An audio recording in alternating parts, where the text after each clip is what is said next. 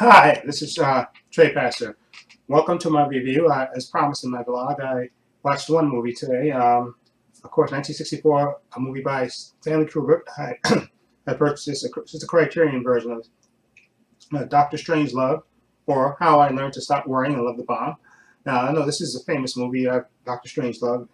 Of course, Stanley Kubrick directed it, of course, and this stars Peter Sellers in three roles in this movie. You got George C. Scott, Sterling Haywood, Keenan Wynn, Slim Pickens in this. A young James Earl Jones is in this as well. Uh, this movie is basically, his take on 1960. This was made in 1964, and of course during the height of the Cold War. And basically, it's a story about a general played by Sterling Hayden, who plays General Jack D. Ripper, who's basically ignites, uh, tries to ignite to start World War III by giving the orders for his bombers to basically attack targets in Russia.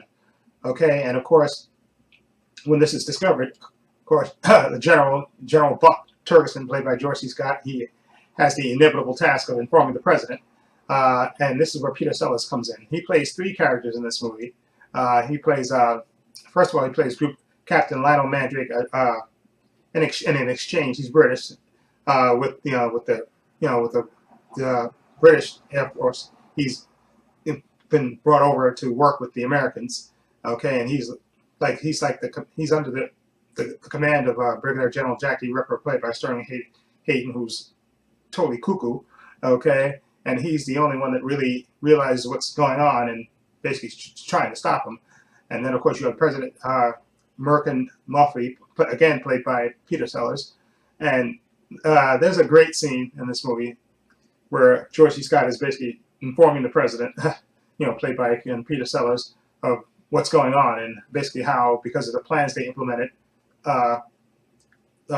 basically the targets in Russia are getting ready to be bombed in a certain amount of time, and because of the plans, there's no way to contact them, the plane, and stop them and tell them that it's not supposed to happen. And of course, then there's a third character that Peter Sellers played. He plays a former Nazi and an advisor to the president, Dr. Strangelove. So you have Peter Sellers playing three different characters, three distinctive different characters. And this movie is a drama, a comedy mostly. Okay, and it's funny as hell, and really, and also let me mention this as well. You have Slim Pickens, who plays. He's like the commander of the ship, of the plane that's going to Russia to hit the targets. And on that ship, also you have James Earl Jones. He's one of the underlings that's under him on the plane. And I also read, by reading this, and that George, behind the scenes thing, that Peter Sellers was actually supposed to play the fourth part, a fourth part in this. He's supposed to play the Slim Pickens role. I think they even filmed, for one day.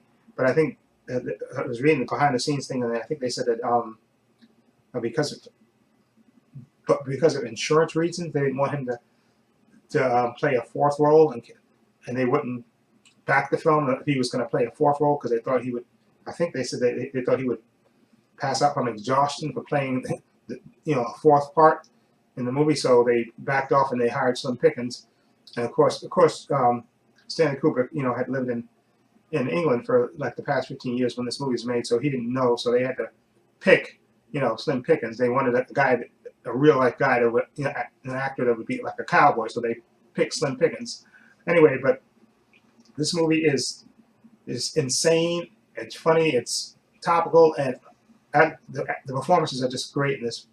Okay, right off the top, Peter Sellers playing three distinctly different characters, and he's great in all three of them. He plays Group Commander Lionel Mandrake, the British guy who's trying to stop his commander, played by Sterling, Hayden, the nut who started this whole attack on Russia, unprovoked, to basically start World War III. And then you also have him playing the president, where he's playing an American, and he's trying to be calm and rational, and he has the inevitable task of breaking the news to the Russian premier, calling him on the phone in the war room and doing that. And he also plays, of course, Dr. Strangelove, the presidential advisor, who's also a Nazi who has these various facial tics and arm movements, and he's in a wheelchair, of course, and it's absolutely hilarious. All three characters, and of course, then you have George C. Scott, who plays General Buck Turgidson, who's absolutely completely over the top, and it hates all Russians and hates, and just he's just absolutely fantastic, and he wants to take advantage of this opportunity that that General Jack Ripper has started. He's said, let's just go ahead and finish this. Of course, and then you also have again you got Slim Pickens playing Major King Kong, who's the in charge of the plane. He's on the plane, and he's the commander who gets these orders to attack these targets, and he has to lead his men on to attack all these Soviet targets. And the movie is insane, hilarious, and it has to be seen to believe. This is just a fantastic movie by Stanley Kubrick. Just the dialogue, the acting, it's all of it is just fantastic, and I absolutely love this movie. I watched it when, like I said, I heard about this movie for the longest time, Dr. Strangelove, and didn't watch it, but after finally getting it and watching it, and this movie is just insane and fantastic, and it's a great motion picture. This is what movies are all about. Just insane, a great subject, you get great performances by the cast, and it makes you think. So, and it's hilarious at the same time. So, what more do you want? Okay, I'm gonna have to give Dr. Strangelove a 9 out of 10. I absolutely loved it, and I definitely highly recommend it. Definitely get it. Peter Sellers again playing the 3 roles. It's outstanding in it, and I understand there was a different ending to the ending that's attached to this movie, and I think they said there was a showing of it. It's not on this Blu-ray, which unfortunately, but there's supposed to be a totally different ending than the ending that's on here. But anyway, still a great movie, and I definitely highly recommend it, and definitely get Dr. Strangelove if you can. It's just a fantastic movie. Anyway, let me know what you think of Dr. Strangelove. Feel free to leave comments down below, and if you like this review, please hit the subscribe button down below. And this is Trepacer saying so long and take care.